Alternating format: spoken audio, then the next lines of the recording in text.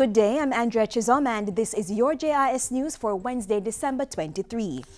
National Security Minister Peter Bunting and Police Commissioner Dr. Carl Williams have condemned the killing of 2 policemen in St. Thomas on Tuesday night. Corporal Kenneth Davis of the Protective Services Division and Constable Craig Palmer of the Kingston Western Division were ambushed while playing dominoes with friends in their community. Minister Bunting has expressed condolences to the families, colleagues and friends of the policemen. He is asking the public to tell the police what they know about the incident so that the perpetrators can be brought to justice.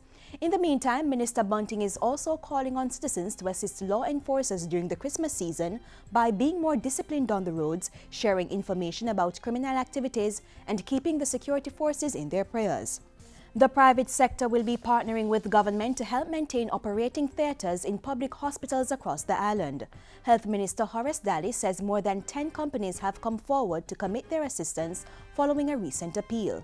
We intend to sign an agreement with these companies because they have decided that they will maintain some of Jamaica's operating theatres for a period of 2 years. The health minister was addressing the official reopening of the Spanish Town Hospital's pediatric wing on December 18. Renovation of the ward started in April and was undertaken at a cost of $9.7 million. I'd like to thank all the corporate donors. The region donated some money also.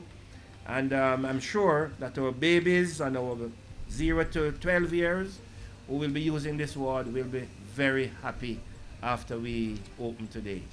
Customer complaints to the National Solid Waste Management Authority NSWMA have reduced by 40%. Board Chairman Dennis Chung made the disclosure at a recent press briefing.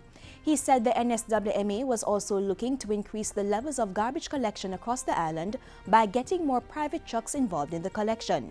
The chairman revealed that a pilot project was already underway in the Portmore municipality. The truth is that needing another 120 trucks, we can't do it alone. And the government can't do it alone. We need the private sector to be involved. He assured that Metropolitan Parks and Markets, which is responsible for garbage collection in the corporate area, will be sticking to the 1-week minimum standard for collection.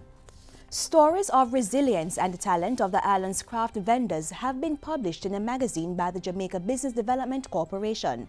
The corporation recently launched the magazine titled True Stories, aimed at improving competitiveness and income-generating capabilities of craft producers on the North Coast.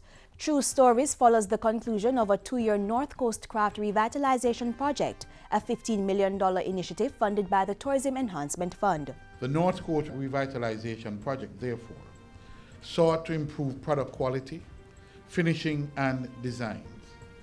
It focused on the use of appropriate technologies and equipment, appropriate business development skills, and the need for improved and diversified product ranges. True Stories features gift and craft producers of paintings, fashion and fashion accessories, home decor and craft accents and carvings. 22 producers are featured in the inaugural publication, available for purchase at Things Jamaican stores island-wide.